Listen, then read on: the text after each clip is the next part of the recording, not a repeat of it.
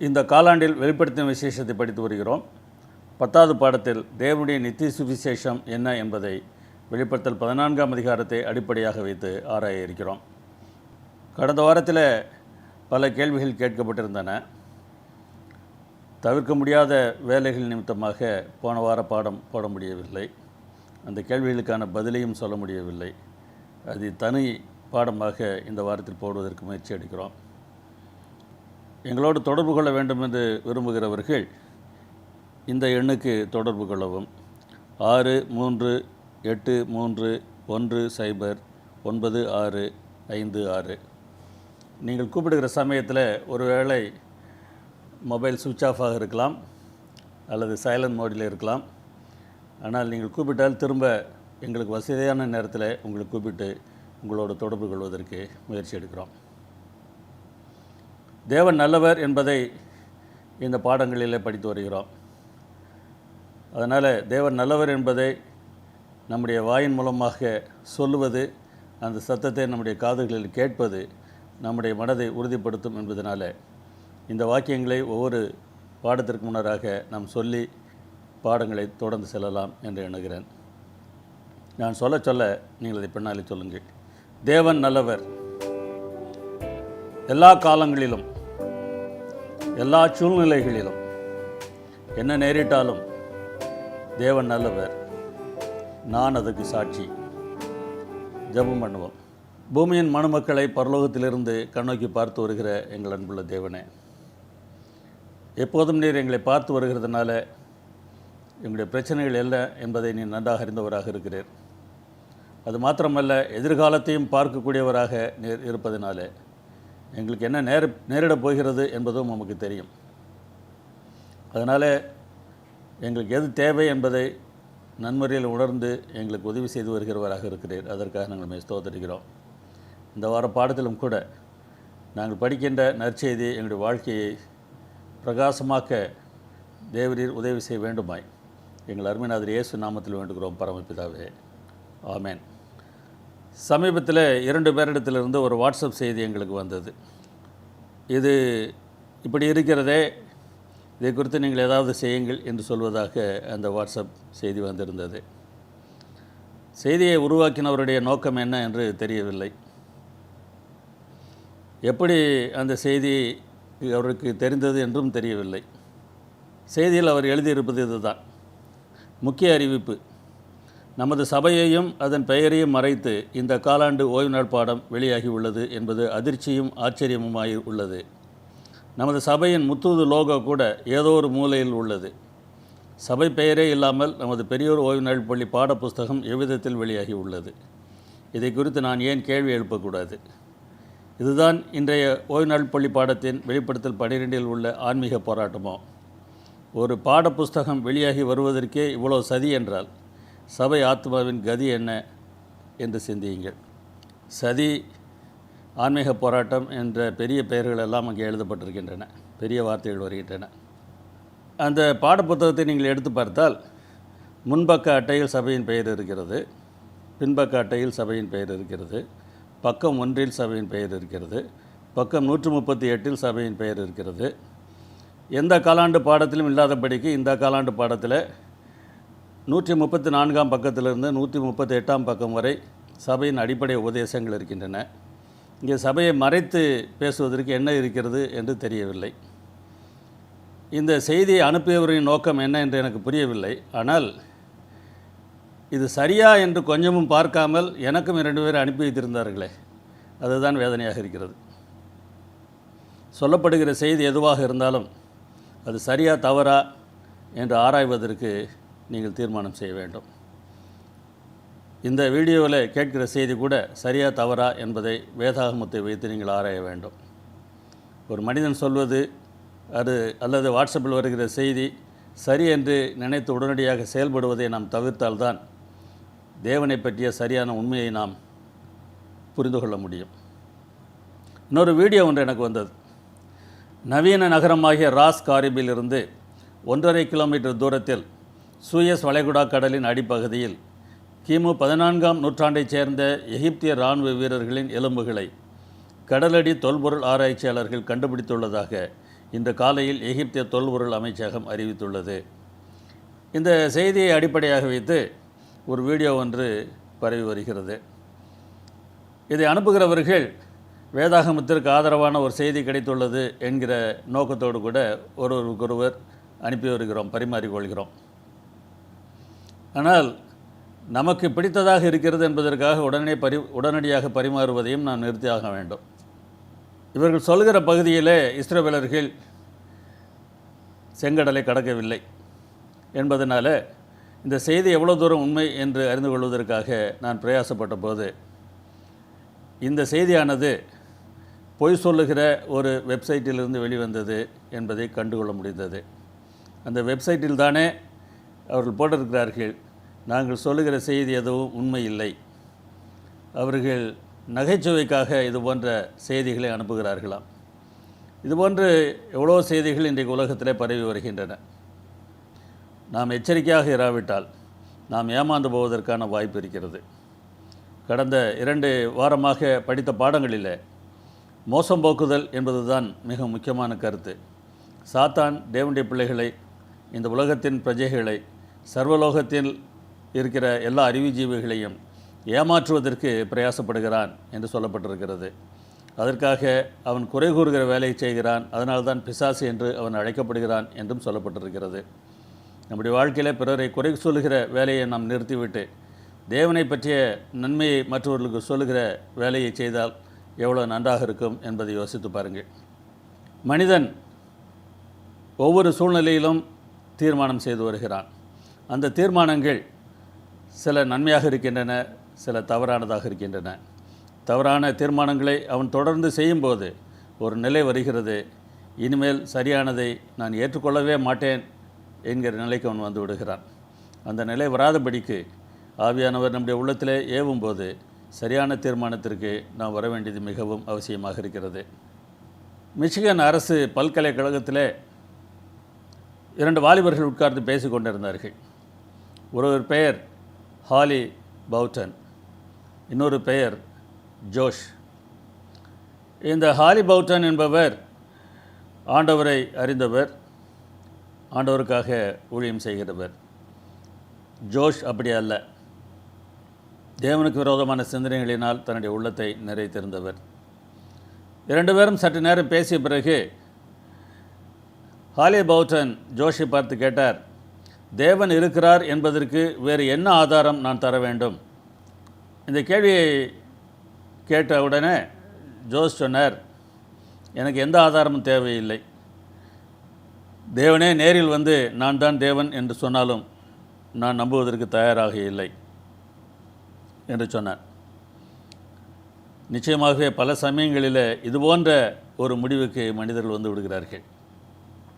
2 கொரிந்தியர் 4ஆம் அதிகாரம் 4ஆம் வசனத்தில் சுவிசேஷத்தின் ஒளி அவிசுவாசிகளாகிய அவர்களுக்கு பிரகாசமாயிராதபடிக்கு இப்பிரபஞ்சத்தின் தேவனானவன் அவருடைய மனதை குருடாக்கினான்.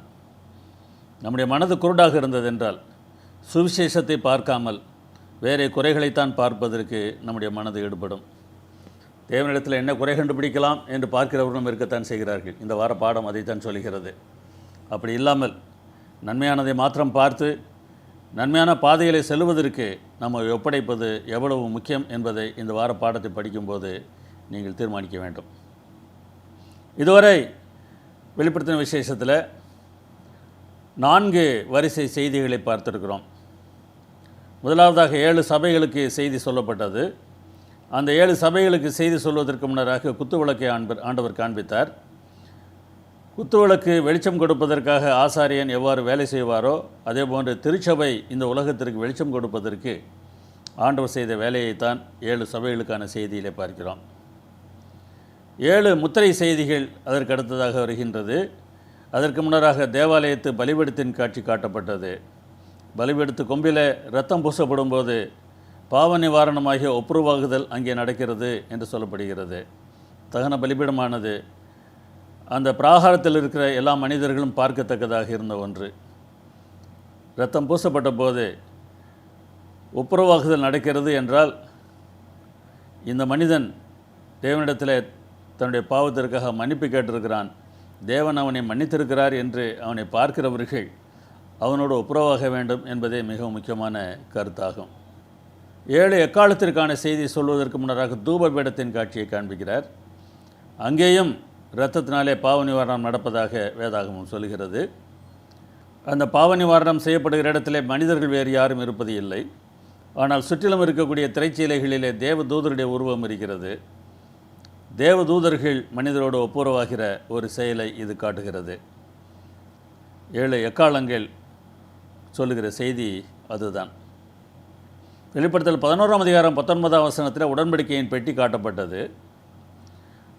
இந்த உடன்படிக்கையின் பெட்டிக்குள்ளாக இருக்கக்கூடிய 10 கற்பனையும் மன்னாவும் ஆரோனின் துளிர்த்த கோலும் எதை சுட்டி காட்டுகின்றதோ அதற்கு விரோதமாக எந்தெந்த இயக்கங்கள் எவ்வாறு செயல்படும் என்பதும் தேவனுடைய பிள்ளைகள் எவ்வாறு செயல்படுவார்கள் என்பதும் 12ஆம் 13ஆம் அதிகாரங்களிலே காட்டப்பட்டிருக்கிறது. இன்றைய அநேகர் புதிய ஏற்பாட்டு காலத்திலே நியாயப்பிரமாணம் தேவையில்லை, அது ஒழிந்து போய்விட்டது என்று சொல்லுகிறார்கள். ஆனால் உடன்படிக்கை பெட்டி காட்டப்பட்ட இந்த செய்தியானது அவர்கள் கூற்று எவ்வளவு தவறானது என்பதை நமக்கு தெளிவாக காட்டுகிறது. இன்று நாம் 14ஆம் அதிகாரத்தை படிக்க இருக்கிறோம். வெளிப்படுத்தல் 14ஆம் அதிகாரத்தின் துவக்கத்தில் 1,44,000 பேர் சீயோன் மலையில் நிற்பதாக காட்டப்படுகிறது. அங்கே அவர்கள் ஆட்டுக்குட்டியானவரோடு இருக்கிறார்கள். ஆசரிப்பு கூடாரத்தில் மேஜையின் மேல் நித்தமும் தேவனுடைய சன்னதியில் சமூக தப்பங்களை வைக்கும்படியாக ஆண்டவர் சொன்னார். இந்த சமூக தப்பங்கள் என்பது 12 அப்பங்களாகும். இந்த 12 அப்பங்களும் 12 கோத்திரத்தாரை சுட்டி காட்டுகின்றன. 1,44,000 பேர் இந்த 12 கோத்திரத்திலிருந்து கோத்திரத்திற்கு 12,000 பேராக 1,44,000 பேர் தெரிந்து கொள்ளப்பட்டதாக நாம் வெளிப்படுத்தல் 17ஆம் அதிகாரத்தில் பார்த்திருக்கிறோம். தேவனுடைய சமூகத்தில் எப்போதும் வைக்கப்படுகிற அப்பங்களைப் போல தேவனோடு அவர் எங்கே சென்றாலும் அவரை பின்பற்றுகிற இந்த 1,44,000 பேரை பற்றிய செய்தியானது வெளிப்படுத்தல் 14ஆம் அதிகாரத்தில் வருகிறது.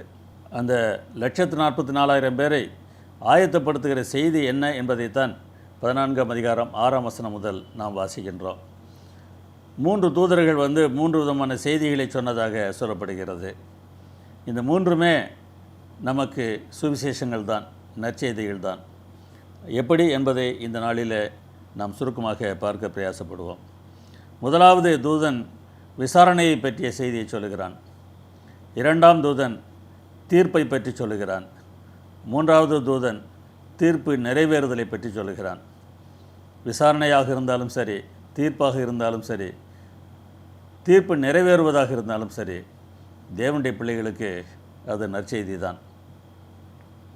1ஆம் தூதன் அவர் நியாய தீர்ப்பு கொடுக்கும் வேலை வந்தது என்று சொல்லுகிறான்.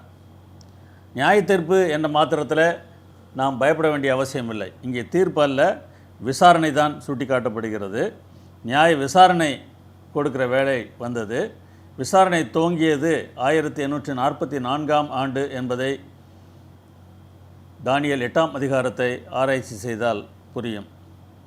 இந்த விசாரணையை நினைத்து யாரும் பயப்பட தேவையில்லை. வேதாகமம் அநேக ஆறுதலான வசனங்களை சொல்லியிருக்கிறது. விசாரிக்கிறவர் யார் என்பதை பார்த்தாலேயே இந்த பயம் நம்மை விட்டு நீங்கிவிடும். யோவான் 5ஆம் அதிகாரம் 27ஆம் வசனம் என்ன சொல்கிறது என்று பாருங்கள். அவர் மனுஷகுமாரனாய் இருக்கிறபடியால், அவர் என்பது இயேசுவை சுட்டி காட்டுகிறது. இயேசு மனுஷகுமாரனாய் இருக்கிறபடியால் நியாய தீர்ப்பு செய்யும்படிக்கு அதிகாரத்தையும் அவருக்கு கொடுத்திருக்கிறார்.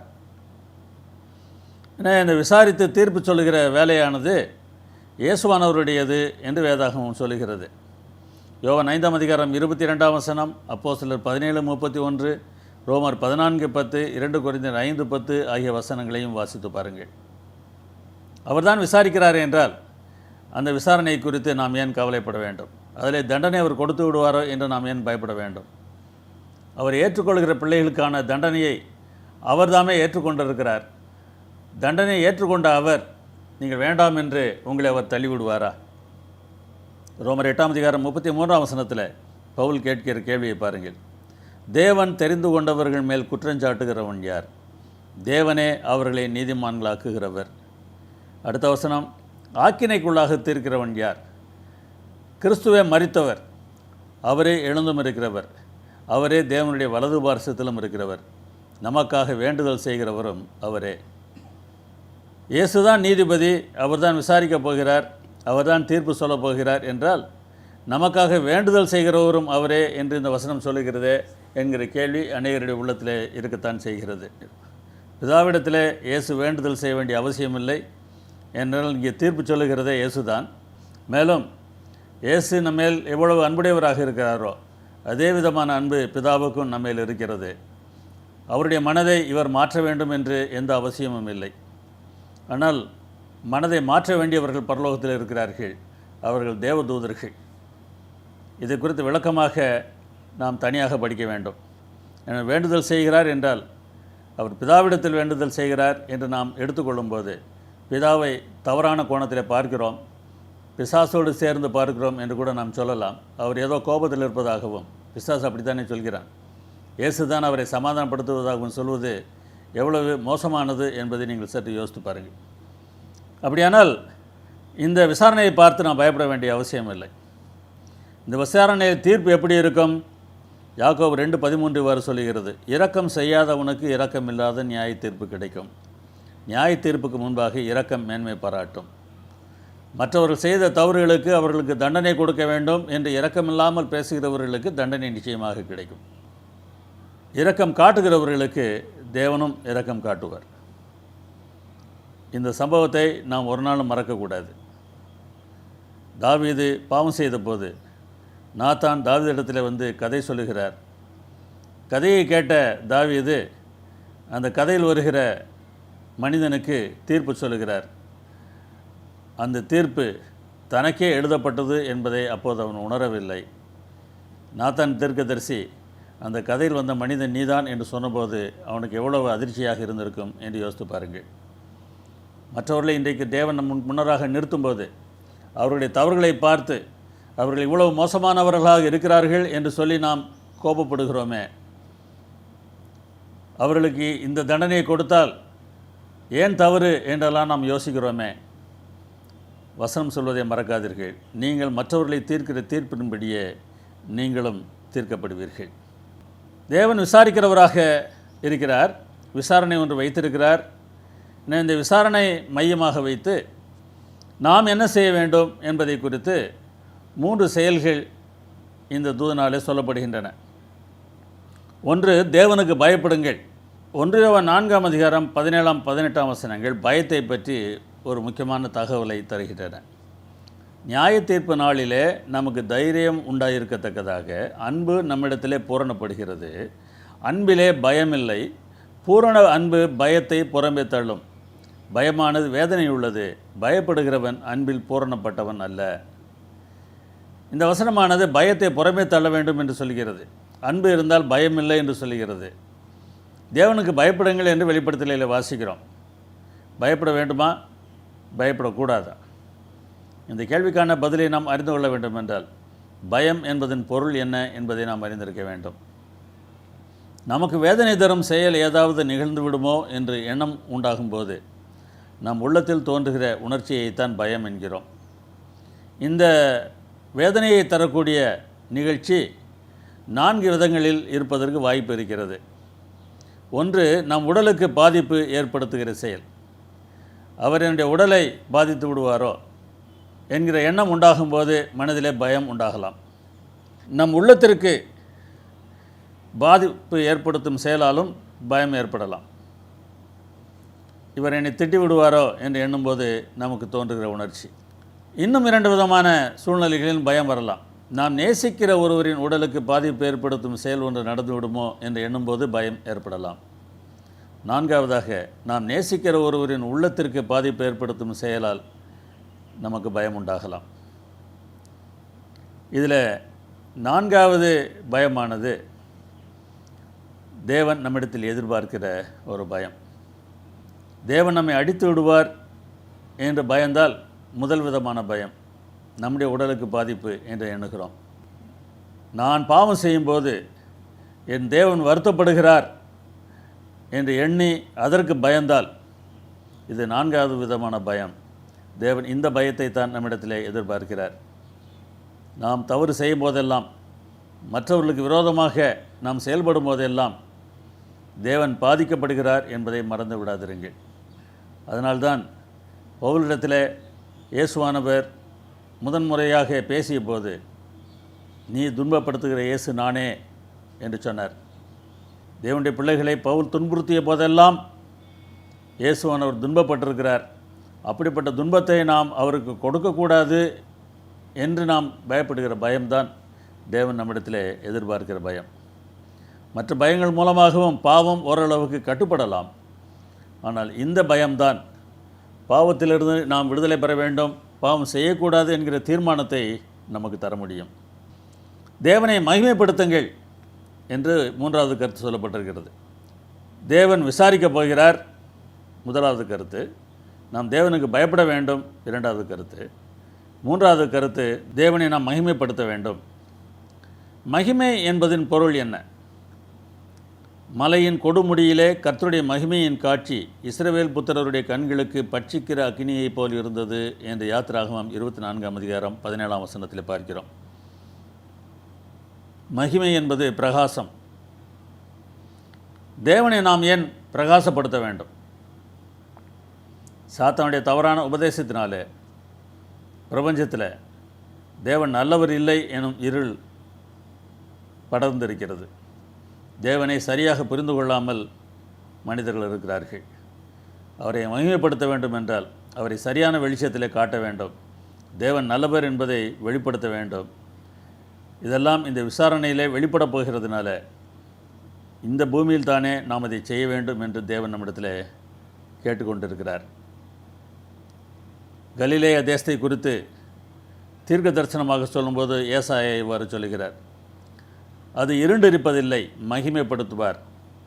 இருளில் இருக்கிற ஜனங்கள் பெரிய வெளிச்சத்தை கண்டார்கள். மரண இருளின் தேசத்தில் குடியிருக்கிறவர்களின் மேல் வெளிச்சம் பிரகாசித்தது என்று சொல்லுகிறார். எவ்வாறு மகிமைப்படுத்துகிறார்? தேவனை அறியாத இருளிலே இருந்த அந்த ஜனங்களுக்கு தேவனை பற்றிய வெளிச்சத்தை கொடுத்த போது வெளிச்சம் அங்கே பிரகாசித்தது. இயேசுவானவர் கலிலேயாவில் வளர்ந்து அங்கே ஊழியம் செய்தபோது இந்த தீர்க்க தரிசனங்கள் நிறைவேறின. தேவன் நல்லவர் என்பதை நம்முடைய செயல்களிலே காட்ட வேண்டியது, நம்முடைய பேச்சிலே காட்ட வேண்டியது நம்முடைய கடமையாக இருக்கிறது. ஒரு முறை இயேசுவானவர் சமாரியா கலிலேயா பகுதிகளிலே நடந்து சென்றபோது 10 குஷ்டரோகிகள் அவரிடத்தில் வருகிறார்கள். ஏசையரே எங்களுக்கு இறங்கும் என்று சத்தமிட்டார்கள். இயேசுவானவர் அவர்களை பார்த்து, நீங்கள் போய் ஆசாரியர்களுக்கு உங்களை காண்பியுங்கள் என்று சொன்னார். அப்படி ஆசாரியர்களுக்கு காண்பிக்கத்தக்கதாக அவர்கள் புறப்பட்டு போன போது போகிற வழியிலே சுகமடைந்தார்கள். அவர்கள் ஒருவன் தான் ஆரோக்கியமானதை பார்த்தபோது அவன் தேவனை மகிமைப்படுத்தினான் என்று வேதாகமம் சொல்லுகிறது. எப்படி மகிமைப்படுத்தினான்? அவருடைய பாதத்தருகே முகங்குப்புற விழுந்து அவருக்கு ஸ்தோத்திரம் செலுத்தினான். தேவனுக்கு நன்றி சொன்னான். தேவன் செய்த செயலுக்காக நன்றி சொன்னான். அது தேவனை மகிமைப்படுத்துவதாகும். அவன் ஒரு சமாரியன். இயேசுவானவர் இந்த சமயத்தில் சொன்ன வார்த்தை நாம் கவனிக்க வேண்டிய ஒரு வார்த்தை. தேவனை மகிமைப்படுத்துகிறதற்கு இந்த அந்நியனே ஒழிய மற்றொருவனும் திரும்பி வர காணோமே என்றார். தேவனுக்கு ஸ்தோத்திரம் செலுத்துவது தேவனை மகிமைப்படுத்துவதாகும். எப்போது நாம் ஒருவருக்கு ஸ்தோத்திரம் செலுத்துவோம்? அவர் நல்லவர் என்கிற எண்ணம் இருக்கும்போது தான் நாம் நன்றி சொல்லுவோம். தேவன் நல்லவர் என்று உலகத்திற்கு வெளிப்படுத்துவது தான் தேவனை மகிமைப்படுத்துதல் ஆகும். நான்காவதாக தொழுகையை பற்றி பேசுகிறார். வானத்தையும் பூமியையும் சமுத்திரத்தையும் நீரூற்றுகளையும் உண்டாக்கினவரையே தொழுது கொள்ளுங்கள் என்கிறார். தொழுதுகொள் என்றால் என்ன பொருள்? தொழுதுகொள் என்பதற்கான கிரேக்க வார்த்தைக்கு முழங்காலில் விழு, பணிந்துகொள் என்று அர்த்தமாகும். பணிந்துகொள். நான் பெரியவன் இல்லை, தேவன் பெரியவர் என்று சொல்லும்போது தேவனை பணிந்து கொள்கிறோம். வேறொருவரை பெரியவர் என்று நாம் பார்க்கும்போது அந்த மனிதரை நாம் பணிந்து கொள்கிறோம். நாம் யாரை பணிந்து கொள்ள வேண்டும்? நம்மை படைத்தவரை பணிந்து கொள்ள வேண்டும் என்று இந்த வசனம் சொல்லுகிறது. எபிரேயர் 6:13 பாருங்கள். தேவன் பெரியவர், அவரிலும் பெரியவர் ஒருவரும் இல்லை. இந்த உலகத்தில் அநேக பெரியவர்கள் இருக்கலாம், அவர்கள் மூலமாக நமக்கு நன்மை கூட நடக்கலாம். ஆனால் எல்லா பெரியவர்களை காட்டிலும் மிக பெரியவர் தேவன் மாத்திரமே. அந்த பெரியவர் தான் மற்றவர்கள் மூலமாக நமக்கு தேவையான நன்மைகளை செய்து வருகிறார். எங்கள் தேவனாகிய கர்த்தருக்கு ஒப்பானவர் இல்லை என்று பார்வோனுக்கு முன்னராக மோசே கூவினார். தேவனுக்கு ஒப்பானவர் எவரும் இல்லை. இந்த எண்ணம் நம்முடைய உள்ளத்தில் இருக்கும்போது நாம் செயல்படுகிற விதம்தான் தொழுது கொள்ளுதலாகும். தேவனே பெரியவர், தேவனே ஞானமுள்ளவர் என்கிற எண்ணம் இருக்கும்போது நம்மை அல்ல அவரை நம்புவதற்கு நாம் பழகுவோம். நீதிமொழிகள் 3ஆம் அதிகாரம் 5 முதல் 7 வரை உள்ள வசனங்களில் அவர் சொல்லுகிற கருத்தை பாருங்கள். உன் சுயபுத்தியின் மேல் சாயாமல் உன் முழு இருதயத்தோடும் கர்த்தரில் நம்பிக்கையாயிருந்து உன் வழிகளிலெல்லாம் அவரை நினைத்துக்கொள். நீ உன்னை ஞானி என்று எண்ணாதே. உன்னுடைய ஞானத்தை நீ பெரிதாக எண்ணாமல் உன்னுடைய சுயபுத்தியை நீ சாயாமல் தேவனை நம்பியிரு. இதுதான் உண்மையான தொழுது கொள்ளுதலாகும். வாரத்தில் ஒரு நாளில் ஆலயத்திற்கு சென்று அங்கே பாட்டுகளை பாடுவதும் பிரசங்கத்தை கேட்பதுமல்ல உண்மையான தொழுகை. உண்மையான தொழுகை தேவன் பெரியவர் என்பதை நம்முடைய வாழ்க்கையின் ஒவ்வொரு சூழ்நிலையிலும் வெளிப்படுத்துவதாகும். எரேமியா மூலமாக தேவன் சொல்வதை பாருங்கள். ஞானி தன் ஞானத்தை குறித்து மேன்மை பாராட்ட வேண்டாம். சில சமயங்களில் நமக்கு ஞானம் அதிகமாக இருக்கிறது என்று எண்ணி, தேவனை விட நமக்கு அதிகம் தெரியும் என்று எண்ணி நாம் செயல்படுகிறோம். தேவன் நடத்துகிற வழியில் நமக்கு சந்தோஷம் இருப்பதில்லை. நாம் நினைக்கிற பிரகாரமாக நடக்கவில்லை என்றால் நாம் கோபப்படுகிறோம், கவலைப்படுகிறோம். வேதம் சொல்லுகிறது, ஒருவேளை உனக்கு ஞானம் இருந்தால் நல்லது தான், ஆனால் அதை குறித்து நீ மேன்மை பாராட்டாதே. எரேமியா 9:23 தொடர்ந்து சொல்லுகிறார், பராக்கிரமன் தன் பராக்கிரமத்தை குறித்து மேன்மை பாராட்ட வேண்டான். பராக்கிரமன் என்பது பலசாலி. இந்த பலம் நம்முடைய உடலின் பலமாக இருக்கலாம், நம்மை சுற்றி இருக்கிறவருடைய உடலின் பலமாக இருக்கலாம், பணத்தின் பலமாக இருக்கலாம். பல சமயங்களில் இது போன்ற பலத்தை நாம் முக்கியப்படுத்தி நான் என்ன செய்வேன் தெரியுமா என்று மற்றவர்களை மிரட்டுவதற்கு நாம் பிரயாசப்படுகிறோம். ஐஸ்வர்யவான் தன் ஐஸ்வர்யத்தை குறித்து மேன்மை பாராட்ட வேண்டாம் என்றும் அதே வசனத்தில் சொல்லியிருக்கிறார். பணம் இருப்பதனால நாம் எல்லாம் சாதித்து விட முடியும் என்கிற எண்ணமும் பலருடைய உள்ளங்களில் இருக்கிறது. எதை குறித்து மேன்மை பாராட்ட வேண்டும்? மேன்மை பாராட்டுகிறவன் பூமியிலே கிருபையையும் நியாயத்தையும் நீதியையும் செய்கிற கர்த்தர் நான் என்று என்னை அறிந்து உணர்ந்திருக்கிறதை குறித்தே மேன்மை பாராட்டுகிறவன். தேவனுடைய குணத்தை அறிந்திருப்பது தான் மேன்மை பாராட்டுவதற்கு முக்கியமான காரணமாக இருக்க வேண்டும் என்று எரேமியா 9:23-24 வசனங்கள் தெளிவாக சொல்கின்றன. அப்படி இல்லாமல் நான் இதை செய்து விடுவேன் என்று பிரயாசப்படும் போது தேவனுக்கு விரோதமான ஒரு செயலில் நாம் ஈடுபடுகிறோம். பாபிலோன் அப்படி செய்ததாக ஆதியாகமம் 11ஆம் அதிகாரத்தில் வாசிக்கிறோம். நமக்கு பேர் உண்டாக பண்ணுவோம் வாருங்கள் என்று அவர்கள் சொல்லிக் கொண்டார்களாம். இப்பொழுதும் தாங்கள் செய்ய நினைத்தது ஒன்றும் தடைபட மாட்டாது என்று இருக்கிறார்கள் என்றும் வசனம் சொல்கிறது. நாங்கள் நினைத்ததை நாங்கள் சாதித்து விடுவோம், செய்து விடுவோம் என்று மனிதர்கள் நினைக்கிறார்கள். பல சமயங்களில் அப்படி நடக்காமல் போய்விடலாம். தேவனை சார்ந்திருப்பது தான் எல்லா வகையிலும் சிறந்தது என்பதை முதலாம் தூதனின் தூது நமக்கு சொல்கிறது. விசாரணையில் என்ன நற்செய்தி இருக்கிறது? நமக்காக மரித்தவர் தான் விசாரணை செய்ய போகிறார். எனவே விசாரணை குறித்து நாம் பயப்பட தேவையில்லை. அவர் அன்பானவர் என்பதை எண்ணி நாம் பாவம் செய்யாமல் வாழ்வதற்கு நம்மை ஒப்படைப்பது நற்செய்தி தானே. அவர் நல்லவர் என்பதை உலகத்திற்கு நாமும் சொல்வது நற்செய்தி தானே. அவர் பெரியவர் என்பதை புரிந்து கொண்டு நம்ம வாழ்வில் நாம் செயல்படும்போது எல்லாம் நன்மையாக முடியும் என்பதும் நற்செய்தி தானே. இந்த நற்செய்தியைத்தான் முதலாம் தூதன் நமக்கு தருகிறார். இரண்டாம் தூதனுடைய செய்தியில் தீர்ப்பு ஒன்று சொல்லப்படுகிறது. என்ன தீர்ப்பு? பாபிலோன் மகாநகரம் விழுந்தது என்றான். இது ஏசாயா 21ஆம் அதிகாரத்தில் 9ஆம் வசனத்தில் காணப்படுகிற ஒரு வசனமாகும். பாபிலோன் விழுந்தது, அதன் விக்கிரக தேவர்களை எல்லாம் தரையோடு மோதி உடைத்தார் என்று ஒரு தூதன் சொன்னதாக அங்கேயும் செய்தி வருகிறது. எப்போது பாபிலோன் விழுந்தது? பெல்சாத்சார் எனும் பாபிலோனின் அரசன் ஒரு விருந்து வைக்கிறான். அந்த விருந்தில் தேவாலயத்தின் பாத்திரங்களை கனவீனமாக அவன் பயன்படுத்துகிறான். தன்னுடைய தேவர்கள் வெற்றி அடைந்ததாக அவன் எக்காலமிடுகிறான். அந்த சமயத்தில் ஒரு கையிருப்பு ஒன்று வந்து சுவரில் எழுதுகிறது. அதை பார்த்த உடனே அவன் பயந்து இது என்ன என்று அறிந்து கொள்ள வேண்டும் என்று பிரயாசப்படுகிறான். ஜோசியக்காரர்களால் முடியவில்லை. கடைசியில் தானியேல் அழைக்கப்படுகிறார். தானியேல் வந்து அங்கே மெனே தெக்கேல் உபார்சின் என்று எழுதப்பட்டிருப்பதாக சொல்லி அதற்கான விளக்கத்தையும் சொல்லுகிறார். அந்த விளக்கத்தில் தெக்கேல் என்பதற்கு அவர் சொல்லுகிற விளக்கத்தை தானியேல் 5:27 பார்க்கிறோம். தெக்கேல் என்பதற்கு நீ தராசிலே நெருக்கப்பட்டு குறைய காணப்பட்டாய், விசாரணை முடிந்தது, விசாரணையில் நீ குறைவானவன் என்று காணப்பட்டாய் என்பது இங்கே அடையாளமாக சொல்லப்படுகிறது. பெல்சாசாருக்கு தீர்ப்பு சொல்லப்படுகிறது. அன்று ராத்திரியில் அவன் கொலை செய்யப்படுகிறான். பாபிலோன் ராஜ்யம் வீழ்ந்தது என்பதை வரலாறு நமக்கு சொல்லுகிறது. தானியேல் 5ஆம் அதிகாரத்தை வாசித்து பாருங்கள். அதே போன்று இன்னொரு பாபிலோன் இன்றைக்கு உலகத்தில் இருப்பதாகவும் அந்த பாபிலோனுக்கு தீர்ப்பு சொல்லப்படுவதைத்தான் இந்த வசனம் நமக்கு காட்டுகிறது. என்ன பாபிலோன்? வெளிப்படுத்தல் 17ஆம் அதிகாரம் 5ஆம் வசனத்தில் பார்க்கிறோம். ரகசியம், மகாபாபிலோன் வேசிகளுக்கும் பூமியில் உள்ள அருவருப்புகளுக்கும் தாய் என்னும் நாமம் அவள் நெற்றியில் எழுதியிருந்தது. வேசி என்று அழைக்கப்படுகிறாள்.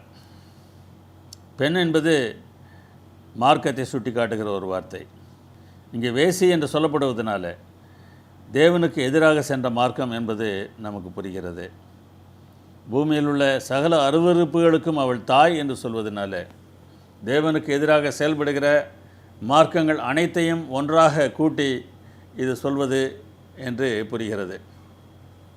ஏனென்றால் 16ஆம் அதிகாரம் 19ஆம் வசனத்தில் இவ்வாறு வாசிக்கிறோம். மகாநகரம் 3 பங்காக பிரிக்கப்பட்டது. மகாநகரம் என்பது மகாபாபிலோன், இந்த 3 பங்காக பிரிக்கப்பட்டது என்று சொல்கிறது. அந்த 3 பங்கு என்ன? 13ஆம் வசனத்தில் இவ்வாறு வாசிக்கிறோம். வலுசர்ப்பத்தின் வாயிலும் மிருகத்தின் வாயிலும் கள்ளத்தீர்க்கதரிசியின் வாயிலும் இருந்து தவிழ்களுக்கு ஒப்பான 3 அசுத்தாவிகள் புறப்பட்டு வர கண்டேன் என்று சொல்கிறார். இங்கே 3 இயக்கங்களை சொல்கிறார். வலுசர்ப்பம், மிருகம், கள்ளத்தீர்க்கதரிசி என்று அழைக்கிறார். வலுசர்ப்பம் என்பது பல கடவுள்களை சிலைகள் வைத்து வணங்குகிற எல்லா இயக்கங்களும் ஆகும். மிருகம் என்பது ஒரு கடவுளை சிலை வைத்து வணங்குவதாகும். கள்ளத்தீர்க்கதரிசி என்பது ஒரு கடவுள், சிலை இல்லை, ஆனால் தேவனை சரியான முறையிலே தொழுது கொள்ளாமல் அவரை விட்டு ஒதுக்கிவிட்டு வேறே வகையிலே தொழுது கொள்ளுதலாகும். இந்த 3 விதமான இயக்கங்கள் என்று நாம் பார்க்கும்போது தேவனுக்கு எதிரான இந்த உலகின் இயக்கங்கள் அனைத்தும் இதற்குள்ளாக வந்து விடுகின்றன. அவை அனைத்தும் வீழ்ந்து போகும் என்று தீர்ப்பு சொல்லப்படுகிறது. ஏன் அப்படி நடக்கிறது? தன் வேசித்தனத்தை சகல ஜாதிகளுக்கும் குடிக்க கொடுத்தாளே என்று அந்த தூதன் சொல்கிறார். தன்னுடைய வேசித்தனத்தை எல்லா ஜனங்களுக்கும் குடிக்க கொடுத்ததுனால அவளுக்கு முடிவு வருகிறது என்று சொல்லப்படுகிறது. வேசித்தனம் என்பதன் பொருள் என்ன? ஒரு மனைவி தன் கணவனை விட்டு வேறே நபர்கள் பின் செல்வதைத்தான் வேசித்தனம் என்று நாம் சொல்கிறோம். அதனுடைய ஆவிக்குரிய அர்த்தம் என்ன என்று பார்க்கலாம். நான் உங்களை கற்புள்ள கன்னியாக கிறிஸ்து என்னும் ஒரே புருஷனுக்கு ஒப்புக் கொடுக்கிறேன் என்று 2 கொரிந்தியர் 11:2 பவுல் எழுதுகிறார். நாம் மனைவி என்பதும் கிறிஸ்து கணவன் என்பதும் இந்த வசனத்திலிருந்து புரிகிறது. எல்லா காலங்களிலும் தேவனை தேடுகிற ஜனங்களை இவ்வாறு தான் வேதாகமம் சொல்லியிருக்கிறது. இஸ்ரவேல் தேசத்தை குறித்து எரேமியா மூலமாக என்ன சொல்கிறார் என்று பாருங்கள். சீர்கெட்ட இஸ்ரவேல் என்பவள் செய்ததை கண்டாயா? அவள் உயரமான சகல மலையின் மேலும் பச்சையான சகல மரத்தின் கீழும் போய் அங்கே வேசித்தனம் பண்ணினாள் என்று சொல்கிறார். இஸ்ரவேல் தேசத்தை குறித்து இவ்வாறு பேசுகிறார்.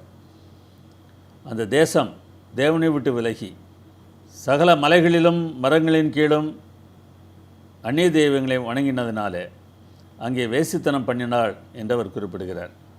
இந்த நிலையில் இவ்வாறு தேவனை விட்டு பிரிந்து செல்கிறவர்கள் தேவனை பார்த்து என்ன சொல்கிறார்கள் என்பதை தேவன் தாமே சொல்கிறார் பாருங்கள். எரேமியா 2:31. நான் இஸ்ரவேலுக்கு வனாந்தரமும் காரிருளான பூமியுமாக இருந்தேனா? என்னால் இஸ்ரவேலுக்கு பிரயோஜனம் இல்லையா என்று கேட்கிறார். பின்ன ஏன் என் ஜனங்கள் நாங்களே எஜமான்கள், இனி உம்மிடத்தில் நாங்கள் வருவதில்லை என்று சொல்கிறார்கள்? தேவனை நான் தேட மாட்டேன், நான் பார்த்து கொள்ளுகிறேன் என்று சொல்கிறவர்கள் என்ன சொல்கிறார்கள் என்பதை இங்கே தேவன் சொல்லுகிறார். நாங்கள் எஜமான்கள், இனி உம்மிடத்தில் நாங்கள் வருவதில்லை என்று அவர்கள் சொல்கிறார்களாம். எங்களுக்கு தெரியும், நாங்கள் பார்த்து கொள்வோம். அநேக சமயங்களில் தேவனை நம்ப மறுக்கிற பிள்ளைகள் இதைத்தான் செய்து கொண்டிருக்கிறார்கள். இதைத்தான் வேசித்தனம் என்று வேதாகமம் அழைக்கிறது. நாங்கள் பார்த்து கொள்கிறோம் என்று தேவனை விட்டு வழி விலகி செல்கிறவர்கள் அடுத்து என்ன நிலைக்கு வருகிறார்கள் என்பதை அடுத்த வார்த்தை காட்டுகிறது. தன் உக்கிரத்தை சகல ஜாதிகளுக்கும் குடிக்க கொடுத்தாளே, வேசித்தனமாகிய உக்கிரத்தை சகல ஜாதிகளுக்கும் குடிக்க கொடுத்தாளே என்று அந்த வசனம் சொல்கிறது. உக்கிரம் என்றால் என்ன? கடுமையான உணர்ச்சி தூண்டுதல்கள், எதிர்ப்பு, அதன் விளைவாக வருகிற கோபம், இதையெல்லாம் உக்கிரம் என்கிற வார்த்தையினாலே நாம் சுட்டி காட்டலாம். என் சத்துருக்களை பாரும், அவர்கள் பெருகியிருந்து உக்கிர பகையாய் என்னை பகைக்கிறார்கள் என்று சங்கீதம் 25:19 சங்கீதக்காரர் சொல்கிறார். மிக அதிக உணர்ச்சியோடு என்னை பகைக்கிறார்கள் என்று சொல்கிறார். தேவனுக்கு விரோதமாக மனிதனுடைய மனது அந்த அளவுக்கு மாறுகிறது. தேவனை தேடாமல் மற்றவர்களை தேடுகிறவர்கள் சில காலம் கழித்து தேவனை விரோதிக்க ஆரம்பித்து விடுகிறார்கள். அவர்கள் தேவனை பகைக்கிறார்கள். அதற்கு அடுத்து என்ன ஆகிறது? தன் மதுவை சகல ஜாதிகளுக்கும் குடிக்க கொடுத்தாளே என்றும் அந்த தூதன் சொல்கிறார். தன் வேசித்தனமாகிய உக்கிரமான மதுவை சகல ஜாதிகளுக்கும் கொடுத்தாளே. அவரை விட்டுவிட்டு வேறே நேசர்களை தேடுவது, அவரை விட்டுவிட்டு வேறே உதவிகளை தேடுவது வேசித்தனம். அவருக்கு விரோதமாக தீவிரமான எண்ணங்களை உடையவர்களாக மாறுவது உக்கிரம்.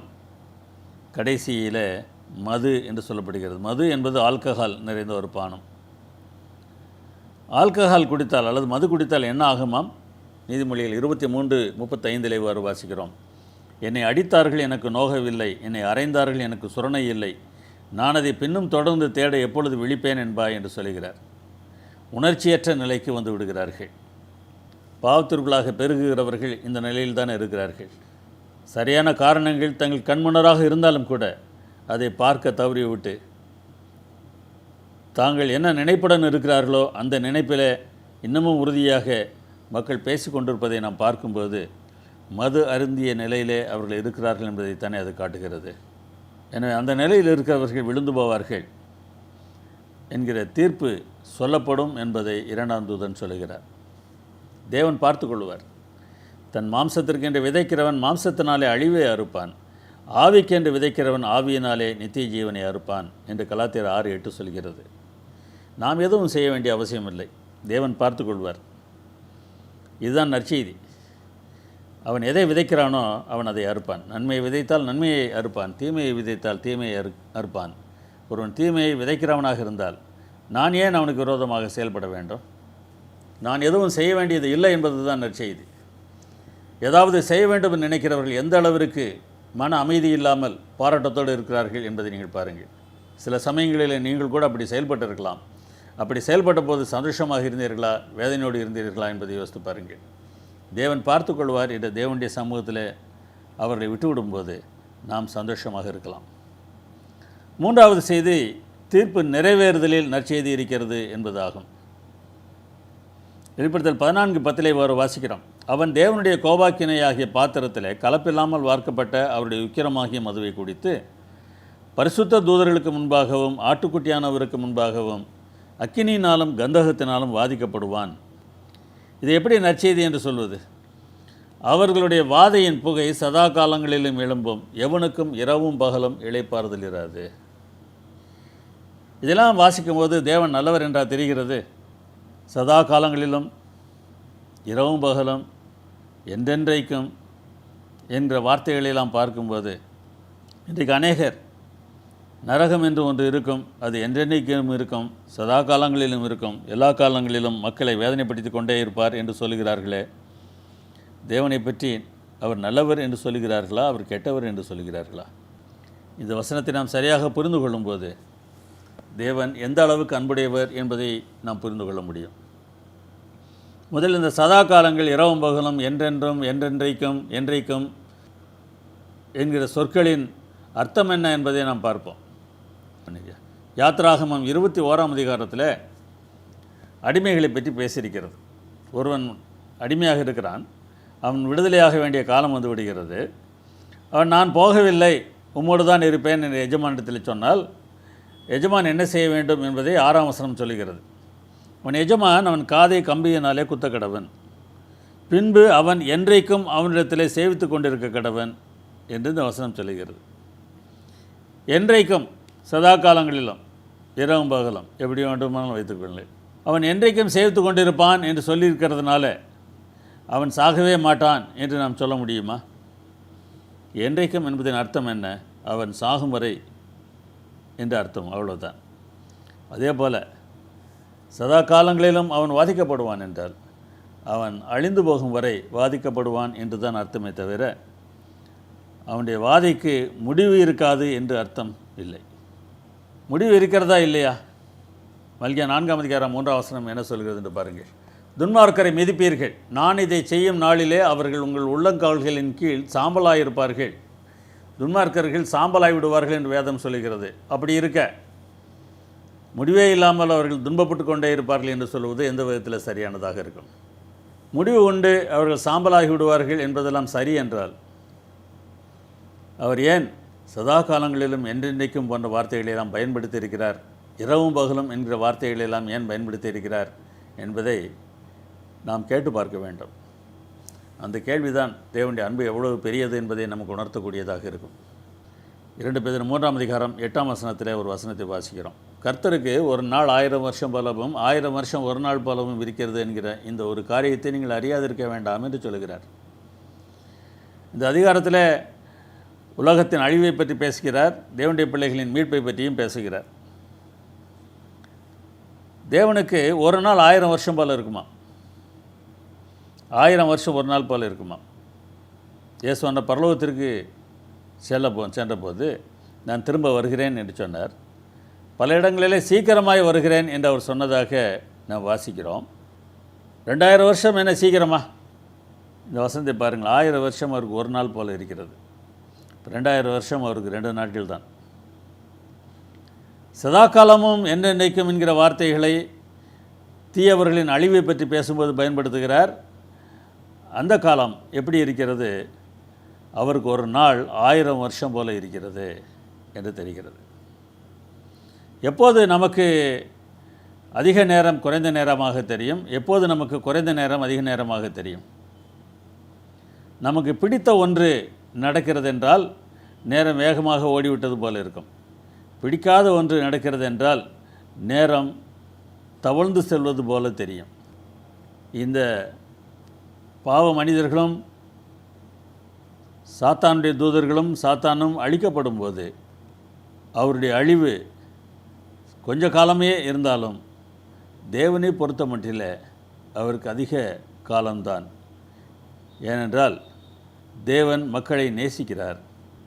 அந்த கொஞ்ச நேரம் அவருக்கு அதிகமான நேரமாக தெரிகிறது. ஒரு நாள் அவருக்கு 1000 வருஷமாக தெரிகிறது. அதனால் சதா காலங்களிலும் என்றென்றைக்கும் இரவும் பகலும் என்கிற வார்த்தைகளை எல்லாம் தேவன் பயன்படுத்துகிறார். பாவிகள் சாம்பலாக போவது உண்மைதான். ஆனால் அது அவருக்கு சந்தோஷமான செய்தி அல்ல, மிகுந்த வேதனையை தருகிற ஒன்று என்பது அவர் இந்த மனிதர் மேலே வைத்திருக்கிற அன்பு எவ்வளவு பெரியது என்பதை நமக்கு காட்டுகிறது. யாருக்கு அவர் நடக்கப் போகிறது? மிருகத்தை வணங்குகிறவர்களுக்கு என்று வெளிப்படுத்தல் 14ஆம் அதிகாரத்தில் வாசிக்கிறோம். மிருகத்தை வணங்குவோர் யார்? மிருகம் என்ன என்பதையெல்லாம் நாம் ஏற்கனவே படித்திருக்கிறோம். மிருகத்தை வணங்குதல் என்பது ரோமன் கத்தோலிக்க திருச்சபை மாற்றின கற்பனைகளை கைகொள்ளுதலாகும். ரோமன் கத்தோலிக்க திருச்சபையின் கற்பனைகளை நீங்கள் பார்த்தால் அது இவ்வாறு இருப்பதை நீங்கள் பார்க்க முடியும். 2வது கற்பனை அங்கே இருக்காது. சிலை வழிபாடு கூடாது என்கிற கற்பனையே அவருடைய கற்பனையிலிருந்து எடுக்கப்பட்டிருக்கும். ஓய்வு நாள் கற்பனை வரும்போது 7வது நாளை ஆசிரியங்கள் என்று சொல்வதற்கு பதிலாக சர்வேஸ்வரனுடைய திருநாட்களை ஆசரிக்க மறவாதிருப்பாயாக என்று எழுதியிருக்கிறார்கள். அப்படியானால் அவர்களுக்கு ஈஸ்டர், கிறிஸ்துமஸ் போன்ற பண்டிகைகள் தான் மிகவும் முக்கியமானவைகள். தேவன் ஏற்படுத்திய இந்த 7வது நாள் ஓய்வு நாள் முக்கியமானதாக இல்லை. இவ்வாறு கைக்கொள்ளுகிறவர்கள் இந்த மிருகத்தை வணங்குகிறார்கள். யாரெல்லாம் வணங்குவார்கள்? உலகத் தோற்றம் முதல் அடிக்கப்பட்ட ஆட்டுக்குட்டியினுடைய ஜீவ புஸ்தகத்தில் பேரெழுதப்பட்டிராத பூமியின் குடிகள் யாவரும் அதை வணங்குவார்கள் என்று 13ஆம் அதிகாரம் 8ஆம் வசனத்தில் வாசிக்கிறோம்.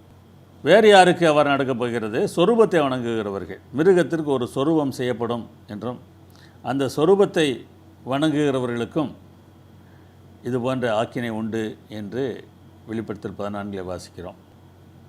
சொரூபத்தை வணங்குதல் என்றால் என்ன அர்த்தம்? இந்த ஆன்மீக இயக்கங்கள் எல்லாம் ஒன்றிணைந்து அவர்கள் போடப்போகிற சட்டங்களுக்கு கீழ்ப்படிதல் தான் சொரூபத்தை வணங்குதலாகும்.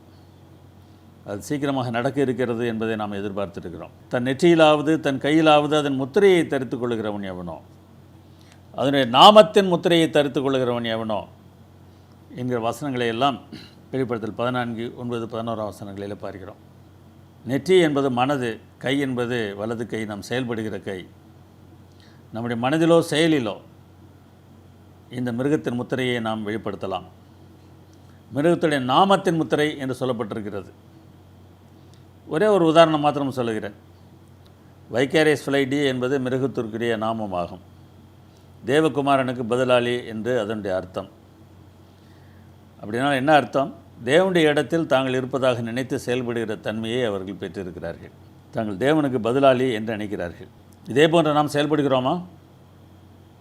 ஒரு அமைப்பை பார்த்து இவர்கள் இப்படி செயல்படுகிறார்கள் என்று சொல்லும்போது நாம் பத்திரமாக இருப்பதாக எண்ணம் நமக்கு வரலாம். ஆனால் தேவனுடைய எண்ணத்திலிருந்து செயல்படுவதற்கு ஒரு அமைப்பு தான் வேண்டும் என்ற அவசியமில்லை. தனி மனிதன் கூட அவ்வாறு செயல்பட வாய்ப்பு இருக்கிறது. ரோமர் 12:19 பாருங்கள். பிரியமானவர்களே, பழிவாங்குதல் எனக்குரியது, நானே பதில் செய்வேன் என்று கர்த்தர் சொல்கிறார் என்று எழுதியிருக்கிறபடியால் நீங்கள் பழிவாங்காமல் கோபாக்கினைக்கு இடம் கொடுங்கள். பழிவாங்குதல் தேவனுடைய வேலை என்று இந்த வசனம் சொல்லுகிறது. அப்படியானால் பழிவாங்குகிற வேலையை நான் செய்வேன் என்றால் தேவனுடைய இடத்தை நான் எடுத்துக்கொள்கிறேன். மிருகத்தின் நாமத்தின் முத்திரையை நான் பெற்றுக்கொள்கிறேன். இதுபோல் தேவனுடைய இடத்திலிருந்து நான் செய்கிற எல்லா செயல்களும் மிருகத்தின் முத்திரையை, மிருகத்தின் நாமத்தின் முத்திரையை தரித்து கொண்டவர்களாக நம்மை மாற்றப் போகிறது என்கிற எண்ணம் இருந்ததென்றால் நான் செயல்படுகிற விதம் எவ்வளோ வித்தியாசமானதாக இருக்கும். தீர்ப்பு நிறைவேறுதலில் நற்செய்தி இருக்கிறது. சிறைப்பிடித்து கொண்டு போகிறவன் சிறைப்பட்டு போவான், பட்டயத்தினாலே கொல்லுகிறவன் பட்டயத்தினாலே கொல்லப்பட வேண்டும். பரிசுத்தவானுடைய பொறுமையும் விசுவாசமும் இதில் விளங்கும். இன்றைக்கு நாம் கஷ்டப்படும் போது நாம் பொறுமையாக தேவன் மேல் விசுவாசத்தோடு இருந்தோம் என்றால் நம்மை கஷ்டப்படுத்தினவர்களை அவர் பார்த்து கொள்வார். நாம் அதை குறித்து கவலைப்பட வேண்டிய அவசியமில்லை. அவருக்கு தண்டனை நிச்சயமாக நிறைவேறும் என்பதை மனதில் வைத்துக் கொள்ளுங்கள். பாவிகளுக்கு அழிவு நிச்சயம். தீர்ப்பினாலே அழிவு அவர்களுக்கு நிறைவேற்றப்படும் என்பது உண்மையானால், தேவனை நம்புகிற பிள்ளைகளுக்கு கொடுக்கப்படுகிற தீர்ப்பினாலே அவர்களுக்கு விடுதலை கிடைக்கப் போவதும் நன்மையானது தான். வெளி 14:13 சொல்லுகிறது, கர்த்தருக்குள் மரிக்கிறவர்கள் இது முதல் பாக்கியவான்கள் என்று எழுது. அவர்கள் தங்கள் பிரயாசங்களை விட்டு ஒழிந்து இளைப்பாறுவார்கள். அவர்களுடைய கிரியைகள் அவர்களோடு கூட போகும். மரணத்தை பார்த்து பயப்பட வேண்டிய அவசியமில்லை. நாம் மரித்தாலும் நம்முடைய கிரியைகள் நம்முடைய கூட வரும் என்று இந்த வசனம் நமக்கு சொல்லுகிறது. பரலோக வாழ்வு நிச்சயம். அதை குறித்து நாம் பயப்பட வேண்டிய அவசியமில்லை. பரலோகம் செல்கிற பரிசுத்தவான்கள் எப்படி இருப்பார்கள்? வெளிப்படுத்தல் 14:12 சொல்லுகிறது, தேவனுடைய கற்பனைகளை காத்துக்கொள்கிறவர்களாகிய பரிசுத்தவான்கள். இவர்கள் தேவனுடைய கற்பனையின்படி நடப்பார்கள். எந்த கற்பனை? இதற்கு 2 அதிகாரங்களுக்கு முன்னராக உடன்படிக்கை பெட்டி காட்டப்பட்டது என்பதை மனதில் வைத்துக் கொள்ளுங்கள். அந்த கற்பனைக்கு விரோதமாகத்தான் இந்த உலகத்தின் இயக்கங்கள் செயல்பட்டன என்பதை 13ஆம் அதிகாரம் நமக்கு தெளிவாக காட்டுகிறது. அதனால் தேவனுடைய பிள்ளைகள் தேவனுடைய கற்பனைகளை காத்துக்கொள்கிறவர்களாக இருப்பார்கள். இயேசுவின் மேலுள்ள விசுவாசத்தை காத்துக்கொள்கிறவர்களாகிய பரிசுத்தவான்கள் என்றும் அந்த வசனம் சொல்கிறது. தேவன் மேல் அசைய முடியாத நம்பிக்கை உடையவர்களாக அவர்கள் இருப்பார்கள். பொறுமை இதில் விளங்கும் என்று கூறினான் என்று ஒரு கருத்து சொல்லப்படுகிறது. தேவனுடைய பிள்ளைகள் பொறுமையுடையவர்களாக இருப்பார்கள். இந்த குணங்கள் எல்லாம் நம்மிடத்தில் இல்லாமல் பழிவாங்குகிற தன்மை நம்மிடத்தில் வெளிப்படும் என்றால் நாம் எங்கே இருக்கிறோம் என்பதை நாம் யோசித்து பார்க்க வேண்டும். தேவனை நம்புகிறோம் என்று வாயினாலே சொல்லிவிட்டு செயலிலே அவரை விட்டு தூரமாக செல்வது எந்த விதத்தில் நியாயம்? எப்போது எல்லாவற்றையும் தேவனிடத்தில் நாம் விட முடியும்? தேவனை நாம் சரியாக புரிந்து கொண்டால்தான். தேவனை புரிந்து கொள்ளாத வரைக்கும் நாம் ஏதாவது செய்தாக வேண்டும் என்கிற நிலையில்தான் நாம் இருப்போம். தேவனை நாம் பார்க்கவில்லை என்பது தெளிவாகிறது. கர்த்தர் நல்லவர் என்பதை ருசித்து பாருங்கள். அவர் மேல் நம்பிக்கையாக இருக்கிற மனுஷன் பாக்கியவான். தேவன் மேல் நாம் நம்பிக்கையாக இருப்பது எவ்வளவு அவசியம். கர்த்தர் நல்லவர் என்பதை நாம் ருசித்து பார்க்க வேண்டும். சிங்கக்குட்டிகள் தாழ்ச்சி அடைந்து பட்டினியாக இருக்கும். உண்மைதான். பொதுவாக எல்லா சமயங்களிலும் அல்ல, பொதுவாக பெண் சிங்கங்கள் வேட்டையாடும். ஆண் சிங்கம் முதலாவதாக சாப்பிடும், பெண் சிங்கம் பிறகு சாப்பிடும், பிறகு குட்டிகள் சாப்பிடுமா. எனவே அடிபட்ட மிருகம் சின்னதாக இருந்ததென்றால் சிங்க குட்டிகளுக்கு ஒரு வேளை சாப்பாடு கிடைக்காமல் போகலாம். பாவத்தின் விளைவு எந்த அளவிற்கு மிருகங்களையும் பாதித்திருக்கிறது என்பதை பாருங்கள். இதுபோன்ற ஆண் சிங்கங்கள் இப்போதும் கூட வீடுகளில் இருக்கின்றன. தான் சம்பாதிப்பதையெல்லாம் குடித்து தன் மனைவி சம்பாதிப்பதையும் அடித்து பிடுங்கி குடிக்கிற சிங்கங்கள் இருக்கத்தான் செய்கின்றன. ஆனால் தேவனை நீங்கள் நம்பினால் சிங்க குட்டிகளுக்கு கூட தாழ்ச்சி ஏற்பட போவதில்லை. கர்த்தரை தேடுகிறவர்களுக்கு ஒரு நன்மையும் குறைவுபடாது என்பது தான் தேவன் கொடுத்திருக்கிற வாக்குறுதி. தேவனை நாம் தேடினால், கர்த்தர் நல்லவர் என்பதை ருசித்து பார்த்தால் நாம் எவ்வளோ சந்தோஷமாக இருக்கலாம். விசாரணையில் நற்செய்தியை பார்த்தோம், தீர்ப்பில் நற்செய்தியை பார்த்தோம், தீர்ப்பு நிறைவேறுதலிலும் நற்செய்தியை பார்க்கிறோம். தேவன் நம்மோடு இருப்பார் என்றால் நாம் எதற்கும் கலங்க தேவையில்லை என்பதுதான் நாம் நம்ப வேண்டிய முக்கியமான செய்தியாகும். ஜாக் ஹில்டன் என்கிற ஒரு போதகர் டபைகோ தீவில் தொழுநோயாளிகளின் குடியிருப்பிற்கு ஊழியத்திற்கு சென்றார்.